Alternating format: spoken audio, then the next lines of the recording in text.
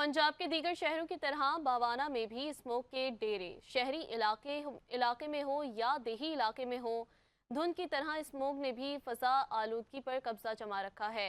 शहरी आशोब चश्म, दमा, सांस एलर्जी समेत मुख्तलिफ बीमारियों का शिकार हो रहे हैं। तहसील हेडक्वार्टर अस्पताल में स्मोक काउंटर कायम कर दिया गया है। मजीद जानते हैं नासिर अली से। जी नासिर, आगाह कीजिएगा। जी बिल्कुल, पंजाब भर की तरह बवाना में स्मोक ने डेरे जमा लिए हैं। स्मोक की वजह से जो शहरी हैं मुख्तलिफ बीमारियों में शिकार हो रहे हैं, जैसे आँख की बीमारियाँ, नज़ला, ज़ुकाम, बुखार।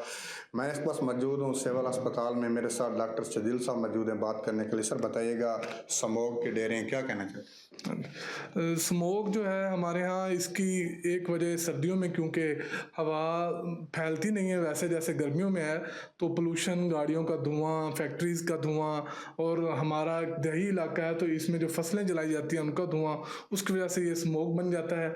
और ये सांस की बीमारियों के लिए काफ़ी ख़तरनाक है। जो लोग हाइपर सेंसिटिव हैं, जिनको एलर्जी का प्रॉब्लम है या दमा की उनकी हिस्ट्री है, तो उनको चाहिए कि वो ख़ास एहतियात करें। बाकी सब लोग एहतियात करें, घरों के अंदर रहें, अपनी विंडोज़ खिड़कियां बंद रखें, गाड़ी है तो उसकी जो है विंडो वो बंद रखें, और उसके अलावा मोटरसाइकिल वगैरह पे हेलमेट और चश्मे का इस्तेमाल करें, साथ में मास्क लाजमी पहनें ताकि स्मोक वाले धुएं से महफूज रहें।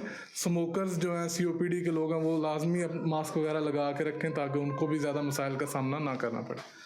जी बिल्कुल, डॉक्टर शर्जील साहब की बात आपने सुनी। इनका कहना है कि अस्पताल में भी हमने काउंटर लगा रखा है, लोग जो हैं आप एहतियात करें और गाड़ियों के शीशे बंद रखें। नज़ला ज़ुकाम वाले, जो एलर्जी वाले मरीज़ हैं, उन्हें भी एहतियात करनी चाहिए ताकि स्मोक से बचा जा सके। जी।